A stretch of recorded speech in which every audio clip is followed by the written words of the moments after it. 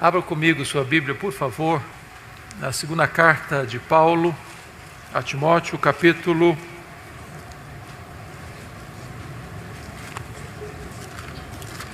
de número 4, versículo 2. 2 Timóteo, capítulo 4, versículo 2.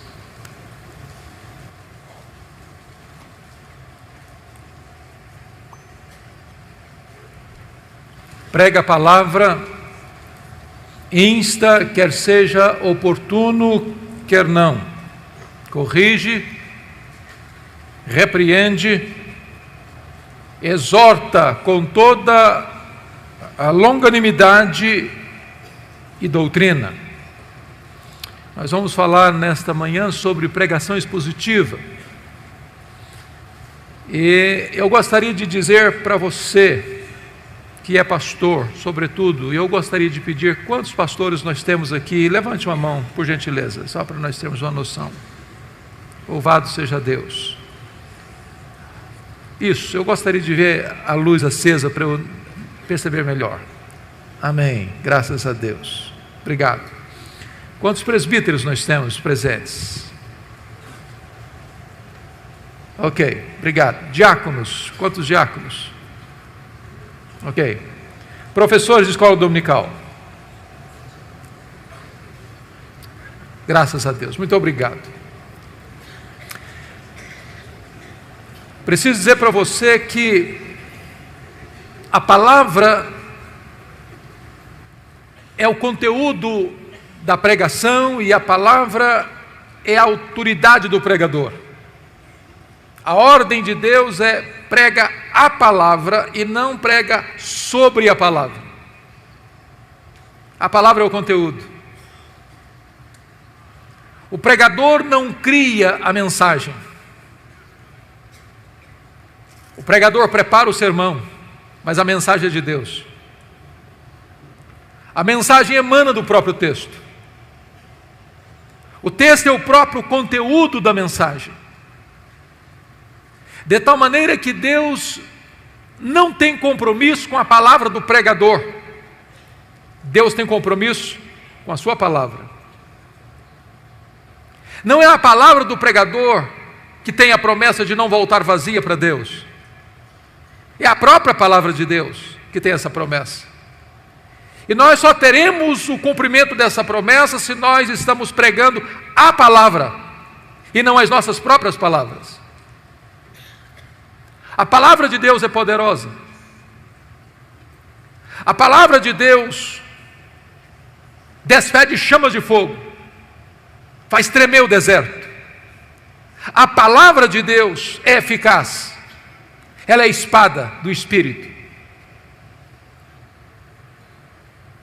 Não é a palavra do homem, não é a palavra do pregador. É por isso que pregação expositiva é tão importante, porque é o compromisso de pregar a palavra e não apenas sobre a palavra. É necessário dizer, meus amados irmãos, que a pregação é o instrumento que Deus estabeleceu para trazer os seus eleitos à salvação. Deus chama pela palavra. A fé vem pelo ouvir e ouvir a pregação da palavra. Daí é importante dizer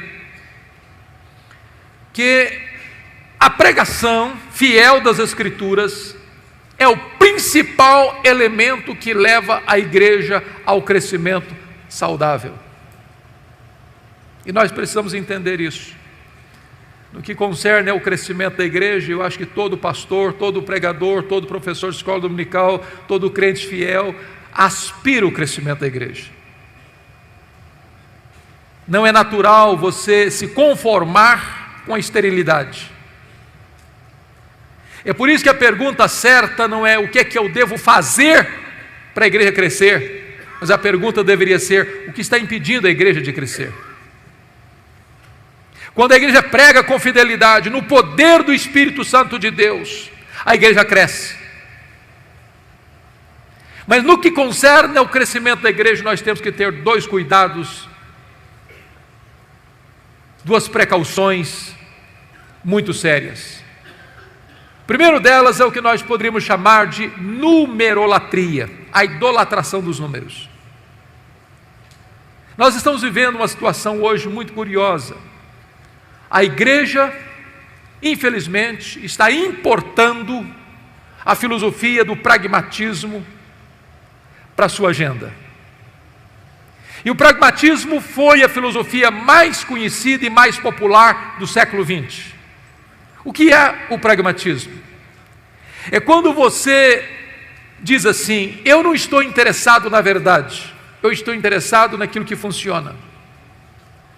Eu não me importo com o conteúdo, eu quero saber quais são os resultados. E aí a igreja evangélica brasileira, muitas vezes, capitulou-se a esse pragmatismo e tem, de certa forma, transformado a igreja num mercado. O consumidor é quem determina o que quer. Eu sou um balcão de serviço. O que você quer? Prosperidade? O que você quer? Saúde? O que você quer? Milagres? O que você quer? Sucesso? Você dá ordem. É o efeito Ibope, você decide o que você quer. Então, de repente, a igreja deixou a verdade, deixou de pregar a verdade e começou a oferecer ao povo o que o povo quer. Mas esse não é o evangelho. Mas esse não é o compromisso da Escritura. Esse não é o papel do pregador. O pregador é chamado a pregar a palavra, a oferecer não o que o povo quer ouvir, mas o que o povo precisa ouvir. Não o que dá Ibope, mas a palavra de Deus.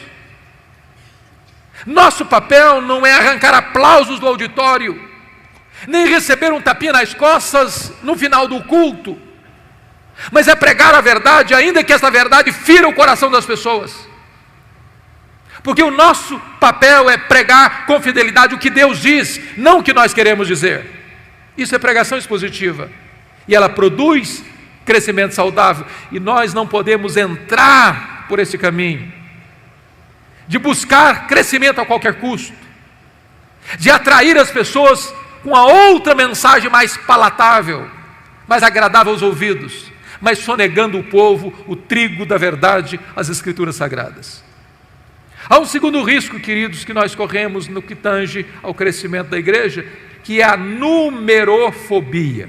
É o contrário da numerolatria, é o medo dos números. Eu fico muito triste quando escuto algumas pessoas dizendo assim: bom, Deus não se importa com quantidade, Deus se importa com qualidade. A nossa igreja não cresce, mas é fiel. Nós temos 100 membros há 10 anos, mas é gente batuta, gente boa. E eu fico perguntando se existe fidelidade estéril.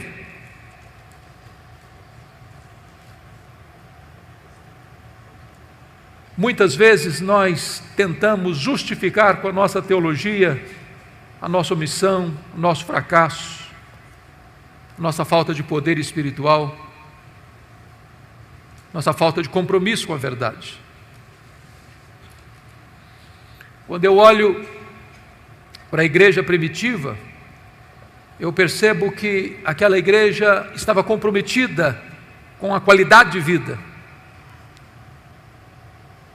E o resultado disso é que Deus acrescentava todos os dias os que iam sendo salvos. Quando a igreja tem qualidade, Deus dá a ela quantidade. Eu olho, por exemplo, aquela igreja sendo atacada de diversas formas. E pelo menos 3 formas o diabo usou para tentar impedir o avanço da igreja. Primeiro, capítulo 4 de Atos, a perseguição de fora para dentro. Como é que a igreja responde? Com oração e com pregação.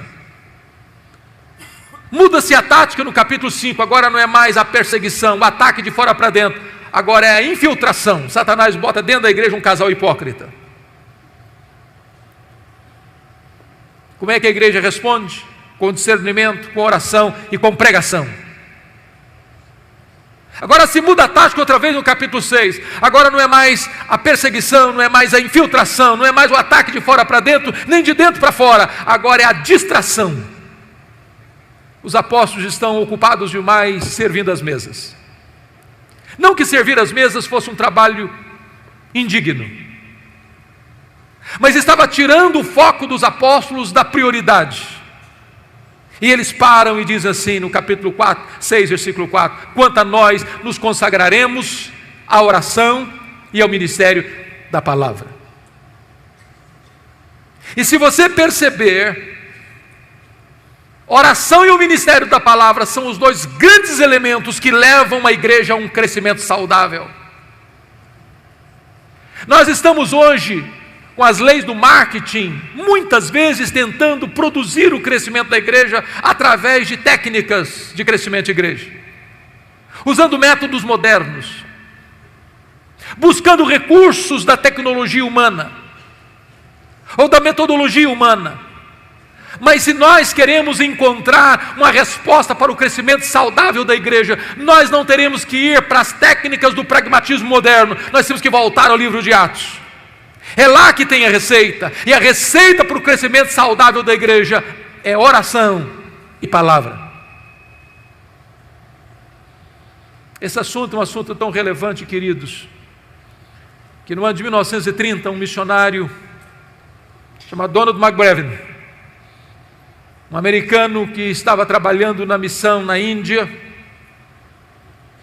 foi inquietado por uma pergunta: por que algumas igrejas crescem e outras não? E para responder essa pergunta, ele deixou o seu trabalho administrativo e percorreu vários países e continentes, fazendo essa mesma pergunta, examinando tantas igrejas. Por que algumas igrejas crescem e outras não? Este homem visionário chegou ao ponto de criar um instituto de crescimento de igreja em Oregon, nos Estados Unidos. E ele é tão apaixonado pelo tema que ele começou o instituto com apenas um aluno. E esse aluno nem americano era um boliviano. Mais tarde, 1965, o seminário de Fuller, na Califórnia, convidou-o para vir e abriu ali o que nós chamamos de um instituto de crescimento de igreja. E Donald McBrevin foi um homem tão importante na sua época que ele foi considerado o mais importante missiólogo do século XX. Até porque a igreja naquele tempo estava enfrentando dois graves problemas: liberalismo de um lado e o seu filho legítimo, que é ecumenismo. A igreja estava sendo devastada por essas duas frentes. Porém, com o tempo, o movimento de crescimento de igreja perdeu o seu rumo. Veio Peter Wagner, outros mais, e de repente começa a se buscar o crescimento da igreja por técnicas pragmáticas, a ponto de David Ebb fazer uma pesquisa em mais de 100 teses e dissertações do movimento de crescimento de igreja, do seminário de Fuller, e encontrar pouquíssima ênfase na oração e na pregação como elementos que devam levar a igreja a um crescimento saudável. E aqui, meus amados irmãos, nós precisamos entender que se a igreja evangélica brasileira quer de fato entender o que é crescimento da igreja, nós temos que entender que o crescimento da igreja passa pela oração e pela pregação fiel das Escrituras. Tom Rainer fez uma das mais exaustivas pesquisas sobre crescimento de igreja nos Estados Unidos, com 576 igrejas batistas da Convenção do Sul, talvez a mais detalhada e exaustiva pesquisa sobre o assunto, e ele chegou a uma conclusão magnífica: que de igrejas entre 100 membros a 10 mil membros, na pesquisa, o que foi identificado é que o que levou essas igrejas a um crescimento saudável foi pregação e oração. O IBGE aponta um crescimento expressivo da igreja evangélica brasileira. Já somos cerca de mais de 50 milhões de evangélicos em nosso país. Somos 30% da população dessa nação. Esse fenômeno é admirado no mundo inteiro. Quando a igreja evangélica recua na Europa e na América do Norte, a igreja evangélica avança no Brasil. A pergunta é: que igreja? Que evangelho? E eu tenho minhas dúvidas se de fato é o evangelho de Jesus que está crescendo, se é a igreja evangélica que está explodindo no Brasil. Porque o que nós estamos assistindo muitas vezes é um outro evangelho, um evangelho híbrido, um evangelho sincrético, um evangelho eivado de misticismo, paganismo, e não é este o evangelho da graça do Senhor Jesus. Temos que voltar ao evangelho e pregar a palavra. No meu entendimento, queridos, a pregação da palavra é tão importante porque ela vai corrigir, no meu entendimento, 4 dos grandes problemas que a igreja está enfrentando hoje. Primeiro, o problema do liberalismo. O liberalismo é fruto do iluminismo, do racionalismo. Ele chega com a seguinte colocação: eu só posso aceitar como verdade o que a minha mente entende. Preste atenção nisso. A fé cristã é racional,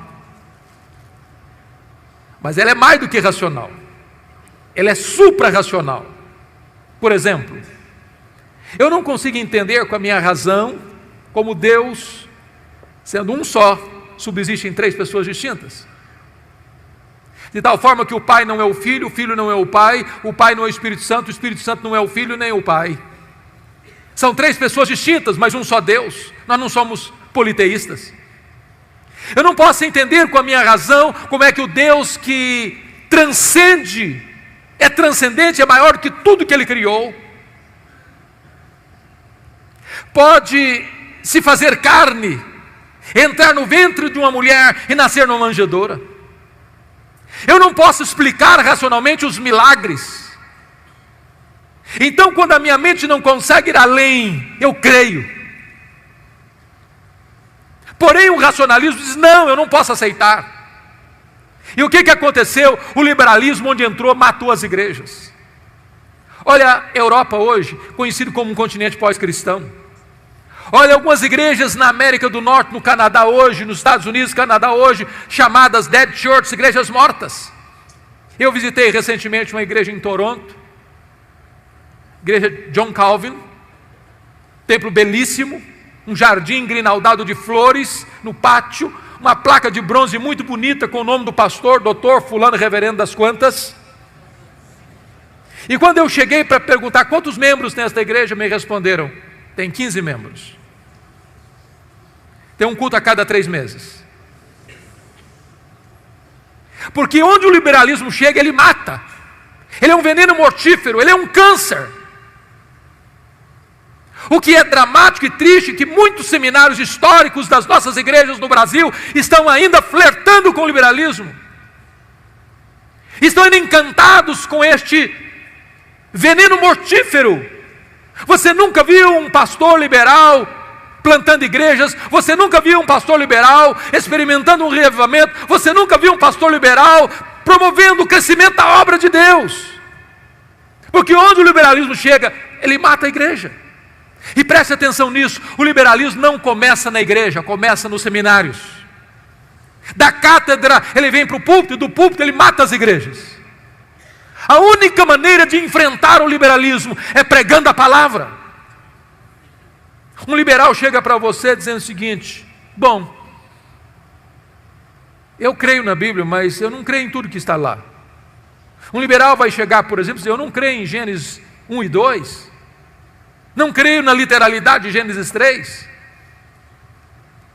E muita gente hoje está tentando fazer um concubinato entre cristianismo e darwinismo, achando que isso é o supra-sumo.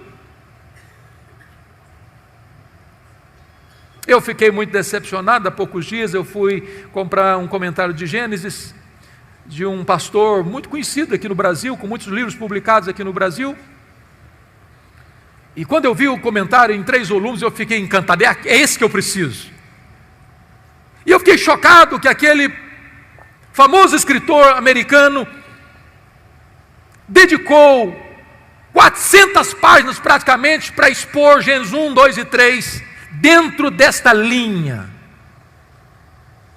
liberal, tentando conjugar cristianismo com darwinismo. E notem vocês, é impossível negar a literalidade, a historicidade de Gênesis 1, 2 e 3 sem negar toda a Escritura. Porque a criação não está registrada apenas em Gênesis 1, 2 e 3, em todos os livros da lei, em todos os livros históricos, em todos os livros poéticos, em todos os livros proféticos, nos evangelhos, no livro de Atos, nas epístolas e no livro de Apocalipse. Nós teríamos que desconstruir toda a verdade de Deus para abraçarmos o liberalismo. É por isso que um liberal jamais será um pregador expositivo, porque não tem compromisso com a veracidade, com a inerrância, com a infalibilidade das Escrituras. Segundo lugar, a pregação expositiva corrige o problema grave que assola a igreja brasileira, que é o sincretismo religioso.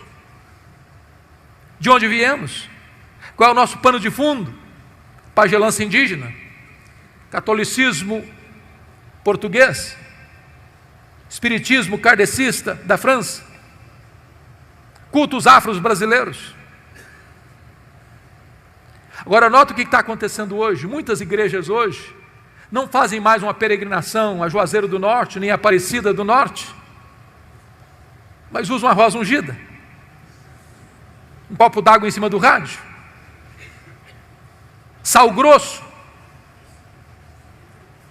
O que nós fizemos? Simplesmente mudamos o rótulo, mas o conteúdo é o mesmo. Se a igreja evangélica brasileira não se voltar para as Escrituras, ela corre o risco de entrar por esses caminhos.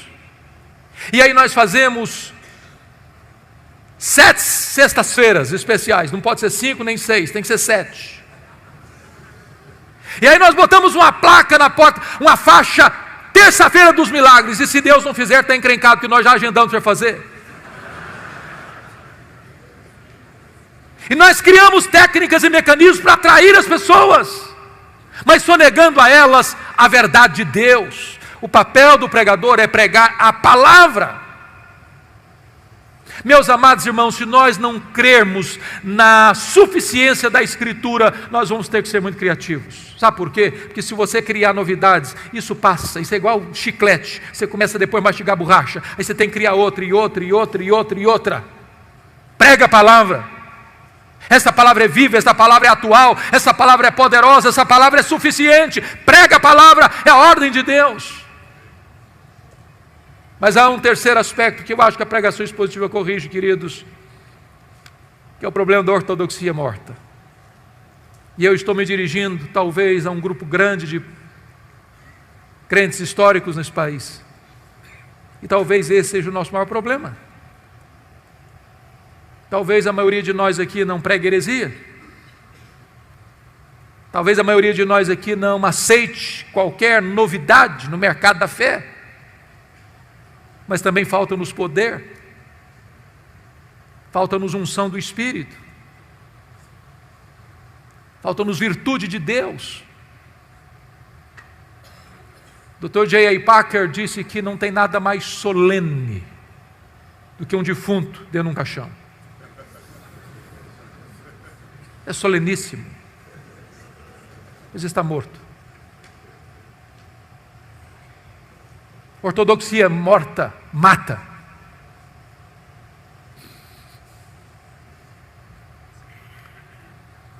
Quando Eliseu mandou Geazi botar o bordão profético no rosto do menino morto, diz a Bíblia que o menino continuou morto. O problema não era o bordão, o problema é quem carregava o bordão. A mulher de Sarepta disse para Elias: agora eu sei que a palavra de Deus na tua boca é verdade. Isso me faz tremer, porque a pergunta é: meu Deus, então será que a tua palavra na minha boca pode não ser verdade? Porque uma coisa é proferir a palavra de Deus, outra coisa é ser boca de Deus. Eu tenho que concordar com Ian Bounds, um metodista piedoso do século XIX, quando ele disse que nós estamos à procura de melhores métodos e Deus está à procura de melhores homens.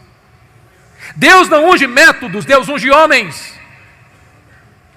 Homens mortos tiram de si sermões mortos, e sermões mortos matam.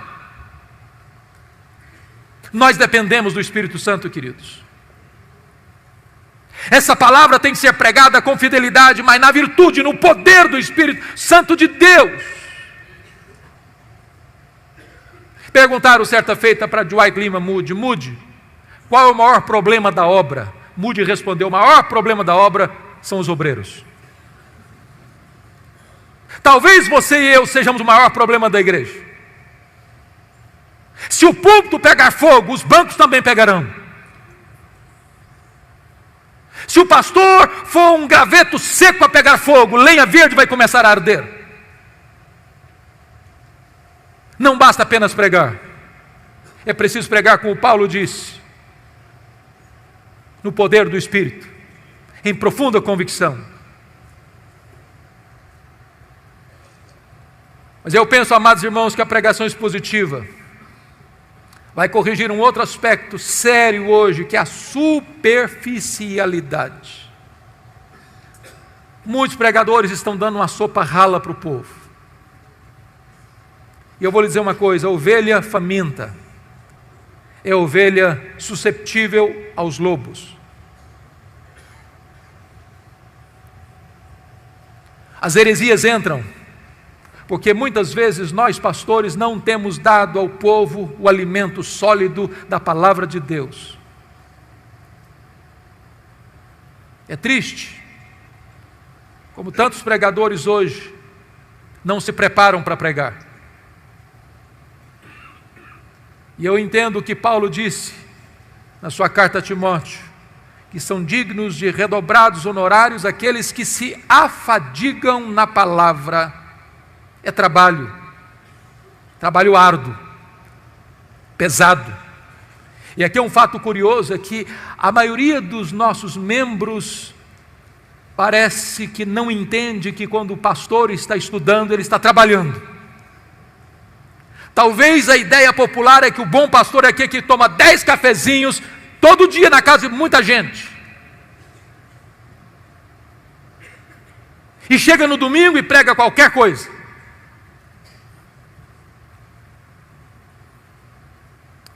Certa feita, um membro passava perto da casa pastoral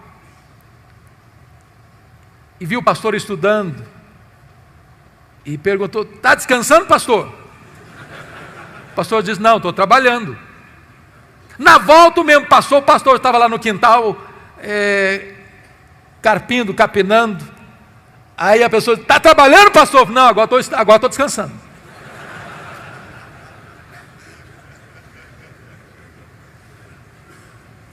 Se nós quisermos pregar expositivamente, nós teremos que estudar. Por isso, eu gostaria de dizer para você que nós poderíamos sintetizar a pregação expositiva em 3 verbos, e se você guardar esses 3 verbos, eu fico muito feliz. Acho que você entendeu a mensagem que eu quero passar nessa manhã. Pregação expositiva pode ser resumida em 3 verbos. Primeiro, ler o texto. Ler. Você já viu um pregador subir ao púlpito e ele atropela o texto que vai pregar? Ele lê o texto atabalhoadamente. Quando você vê tal coisa, o que você pensa? Ele não se preparou. Ele não conhece nem o texto. Ele não gastou tempo. Talvez ele está dizendo o seguinte: o que importa aqui não é o texto que eu estou lendo, é o que eu vou falar depois.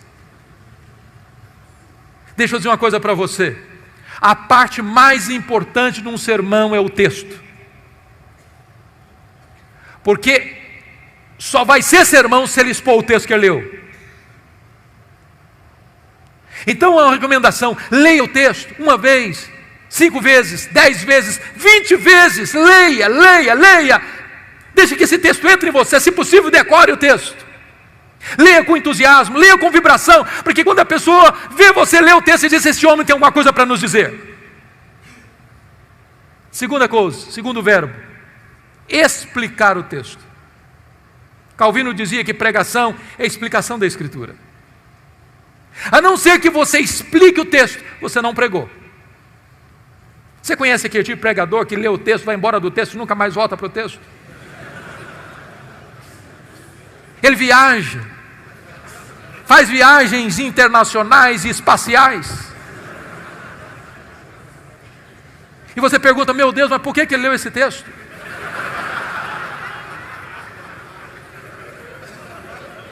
Você conhece aquele tipo de pregador que diz assim, eu já tenho o sermão, só preciso encontrar um texto agora? O sermão emana do texto. O sermão é a explicação do texto. E por isso nós temos uma palavra técnica que os pastores conhecem, que é exegese. Exegese vem de um prefixo ex, que significa tirar do texto o que está no texto.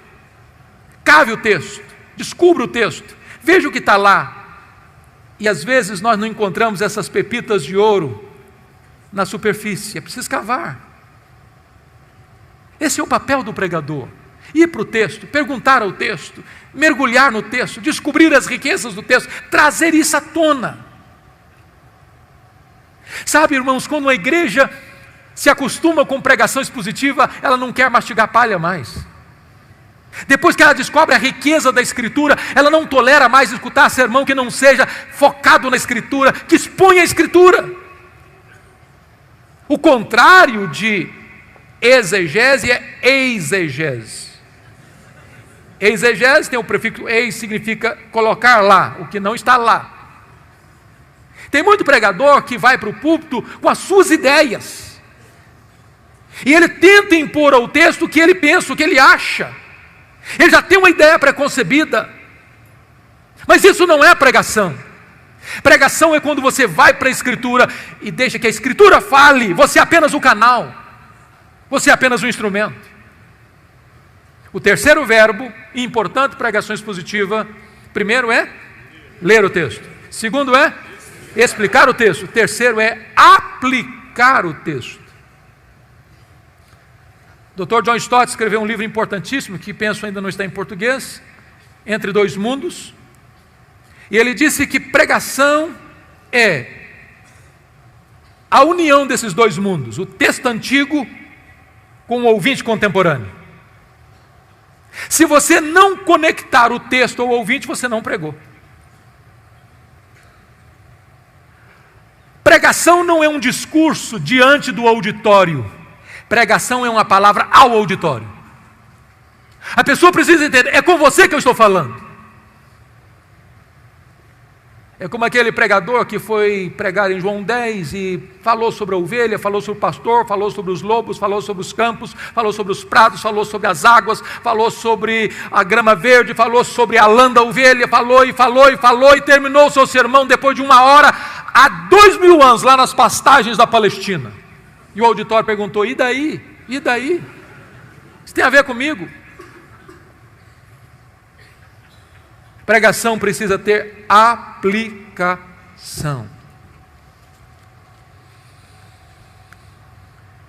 E aqui é importante uma coisa.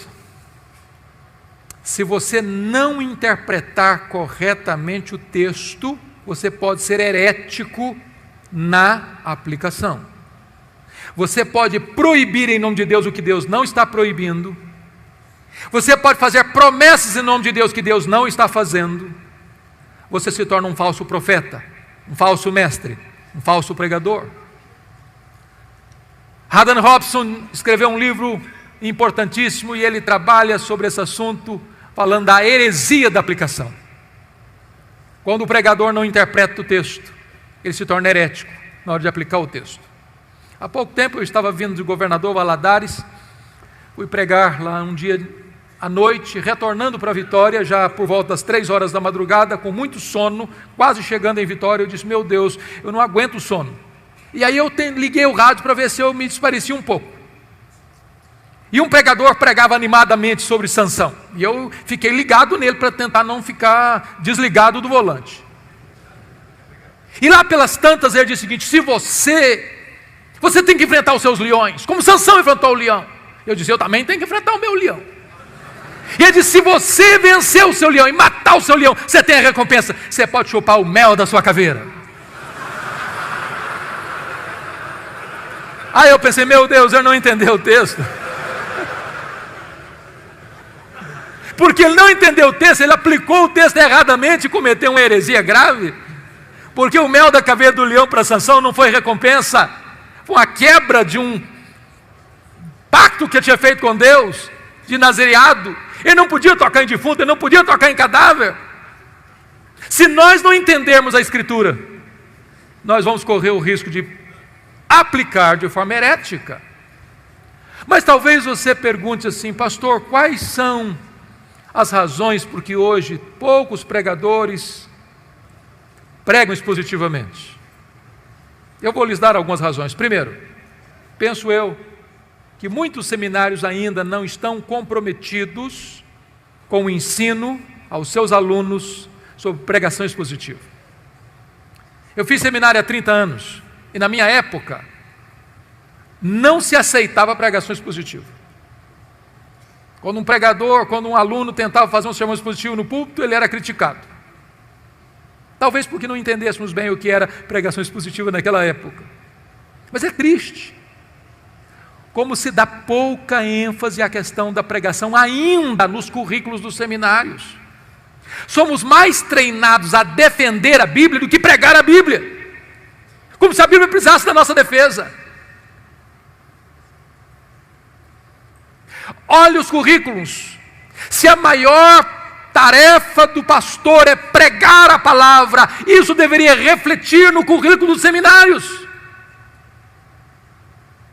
Passamos sobre esse assunto como o gato passa em cima de brasa.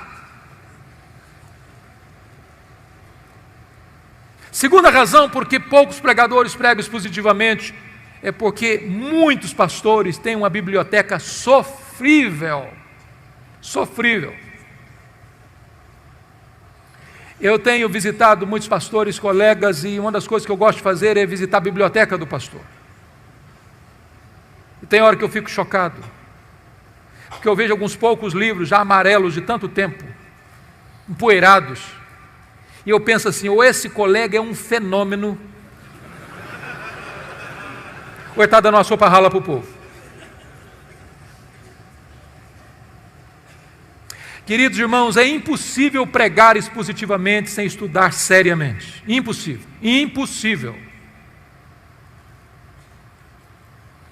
Deixa eu dizer uma coisa para você: se você é pastor e não gosta de ler, dá uma checada na sua vocação.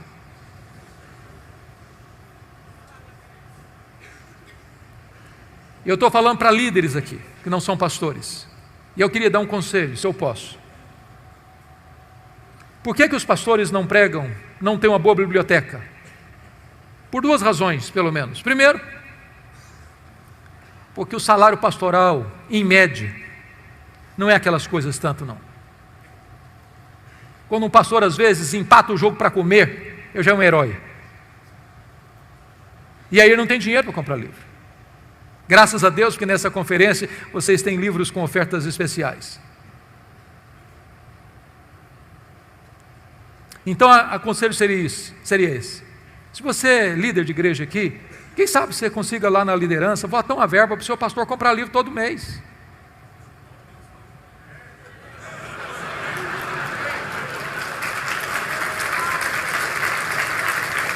O maior investimento que a igreja pode fazer na igreja é investir no pastor da igreja. Agora, se o sermão não melhorar, corta a verba também.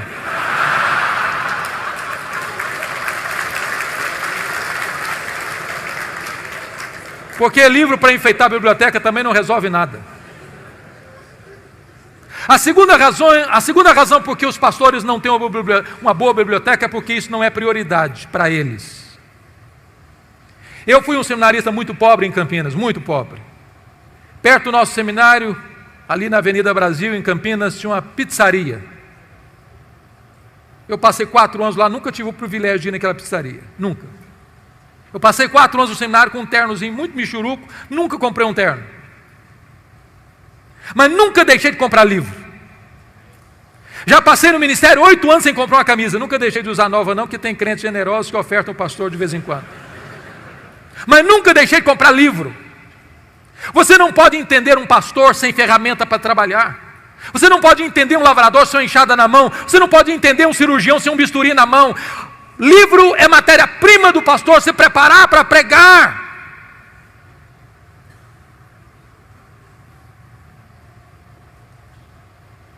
Outra razão que eu penso que os pastores não estão pregando expositivamente hoje é porque nós estamos lidando com a terrível tensão entre pregação e liturgia nas igrejas.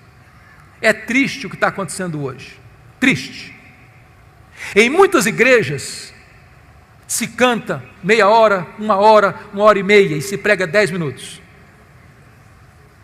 Eu já tenho tido constrangimento, às vezes, de ser convidado para pregar em alguns encontros e se paga uma passagem cara para ir lá. E você chega lá e se canta meia hora, e se canta 1h, se canta 1h30, e alguém chega para você e bate no seu joelho. Dá para pregar 10 minutos? Eu estou vindo agora de uma semana nos Estados Unidos. E sempre quando eu vou pregar, eles têm o cuidado de dizer, olha, aqui é sermão americano, não é sermão brasileiro. Nós não toleramos sermão de 40 minutos aqui. É 15 minutos. E eu tenho que concordar com John MacArthur. Sermonetes criam cristianetes. Eu não posso entender como você pode expor a palavra de Deus com 15 minutos. E é uma falácia você dizer o seguinte, não, hoje com a televisão, com a internet, com isso, com aquilo, o homem moderno não consegue ouvir um sermão de 40 minutos. Consegue sim. Se você se preparar, se você orar, se você se levantar no poder do Espírito Santo de Deus, o povo vai querer mais e mais e mais.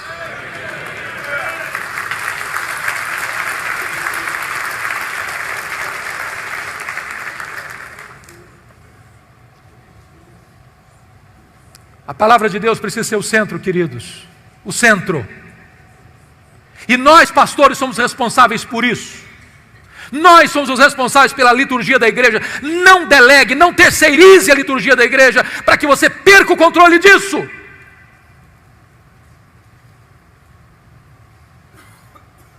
Estamos perdendo a centralidade das Escrituras, por isso deixamos de pregar expositivamente.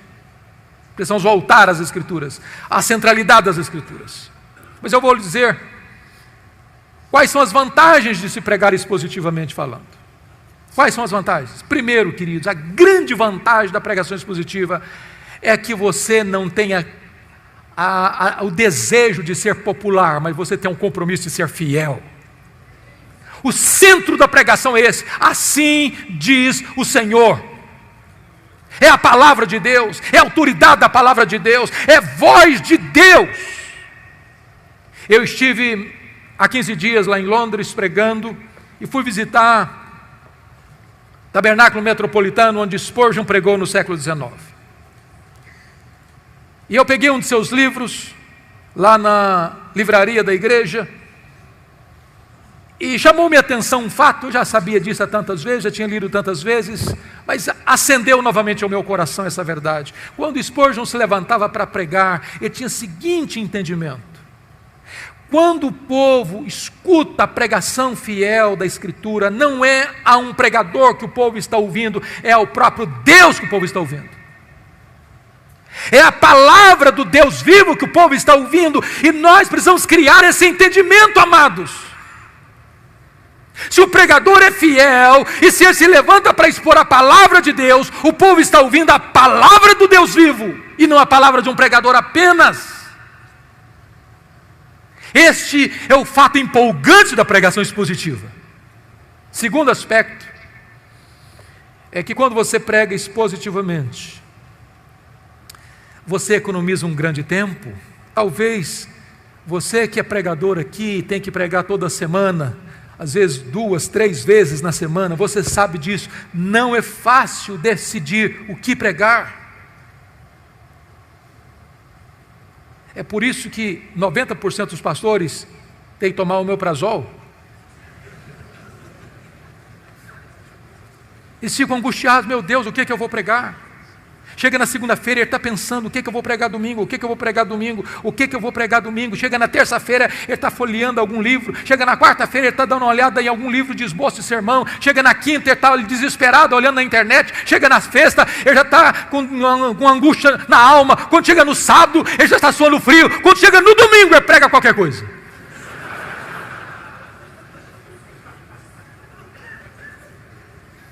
Se você tem um compromisso de pregar expositivamente, você tem um cronograma,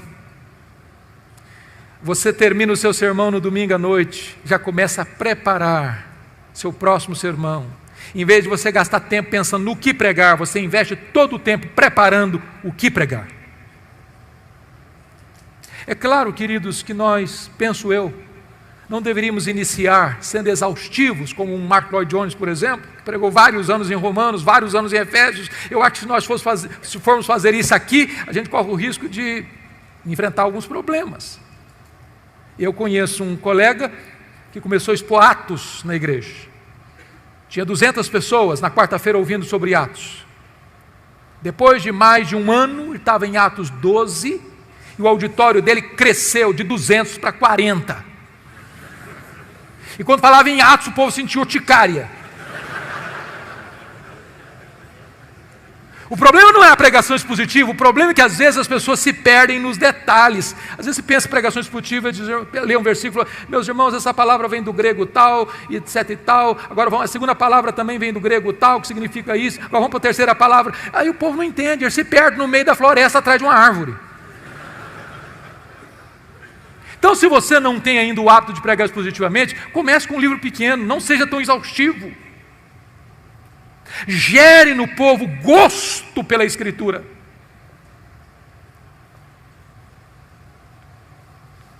Outra coisa importante: se você está pregando expositivamente, você vai evitar milindres. Se você está numa congregação pequena, por exemplo, imagine isso. E você tem um líder da igreja que está enfrentando uma crise conjugal séria, ele está pensando em sair de casa, se divorciar, e aí você chega no domingo de manhã na igreja e diz: meus irmãos, hoje eu vou pregar sobre Mateus 19, sobre divórcio. Aí o líder já torce o nariz. Esse pastor está querendo pregar sermão carapuça para cima de mim. Aí no meio do sermão o cara se levanta e vai embora. O que você vai pregar? Como aquele pregador que foi pregar numa igreja e ele estava indo para o púlpito e um líder da igreja puxou o paletó e disse: o senhor não pode pregar aqui sobre bebida, porque o cara que mais dá dinheiro aqui para a igreja, ele é chegado numa branquinha, então o senhor faz favor de não tocar nesse assunto. Caminhou um pouco mais, outro puxou o paletó e disse: o senhor não pode pregar sobre jogo, porque a família mais rica da igreja é chegada em jogo de azar e tal, então o senhor não toca nesse assunto. Andou mais um pouquinho e falou: o senhor não pode falar sobre adultério, porque a pessoa mais conhecida na cidade está frequentando a nossa igreja, está vivendo um caso de infidelidade conjugal, então não toca nesse assunto para nos constranger. Aí o cara foi para o púlpito, aí se levantou e disse: meus irmãos, eu estou encrencado hoje. Eu não posso pregar sobre bebida, eu não posso pregar sobre jogo, eu não posso pregar sobre adultério. Aí levantou um gaiato no final do auditório lá: prega sobre os judeus, não tem nenhum judeu aqui.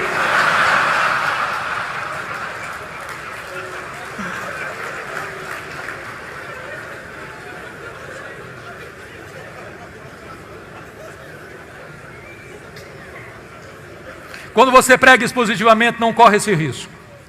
Imagine que você expôs na sua igreja, no domingo passado, Mateus 18. O que o povo espera que você pregue no domingo seguinte? Mateus 19. Se tem alguém enfrentando crise conjugal, é Mateus 19. Eu não vou pular o capítulo 19.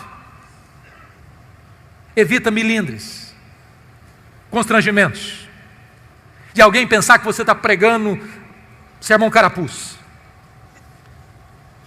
Mas, amados irmãos, eu preciso dizer uma coisa para vocês: tudo isso é tão importante, mas nada disso vai funcionar se você não colocar sua vida, seu coração dentro desse trabalho. A vida do pregador é a vida do seu ministério. É necessário entender isso.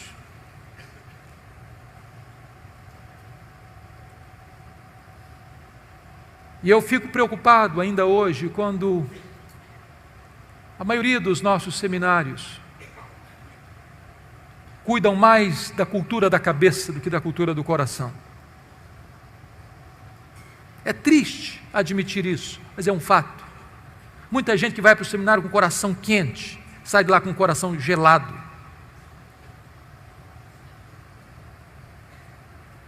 Não há nada mais perigoso do que acostumar-se com o sagrado, que acostumar com a pregação, que acostumar com o púlpito.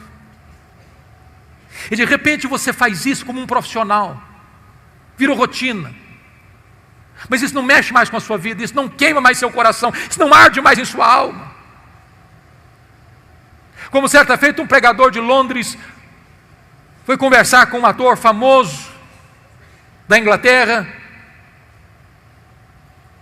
e disse: eu não entendo uma coisa. Perguntou o pastor ao ator londrino: você prega uma fábula e as multidões vêm para ouvir você. Eu prego a verdade e ninguém quer me ouvir. E o ator respondeu para o pregador: é simples, pregador. Eu prego a minha fábula como se fosse verdade, você prega a sua verdade como se fosse uma fábula. Tem hora que eu fico perguntando: meu Deus, será que as pessoas acreditam que nós acreditamos no que pregamos? Um dia eu estava pregando em Salvador, e eu pregava sobre avivamento, e uma repórter da cidade estava lá para uma entrevista. Ela olhou nos meus olhos e me perguntou: o senhor acredita no que prega? Eu respondi para ela: eu creio firmemente no que prego. Mas a pergunta é curiosa e emblemática: será que as pessoas acreditam que nós acreditamos no que pregamos? Um dia, no século XVIII, alguém viu David Hume, o patrono dos agnósticos, correndo em Londres. E a pessoa perguntou: David Hume, o que você está fazendo aí correndo? Ele disse: eu estou indo ouvir George Whitefield pregar. Aí a pessoa ficou curiosa: mas você não acredita no que ele prega? Acredita? Ele diz: não, eu não acredito no que ele prega não, mas ele acredita no que prega.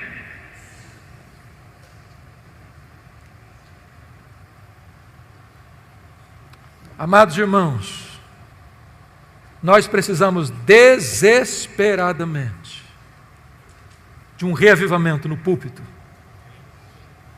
Desesperadamente.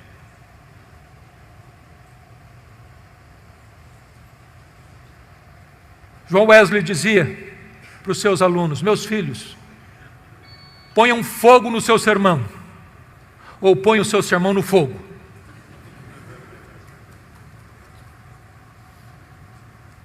Que Deus nos ajude, para que nós sejamos homens de Deus, mulheres de Deus, gente comprometidos com Deus, os vasos limpos que Deus há de usar para a sua glória. Que nós vejamos para a glória de Deus um reavivamento da pregação expositiva, da pregação bíblica em nossa nação.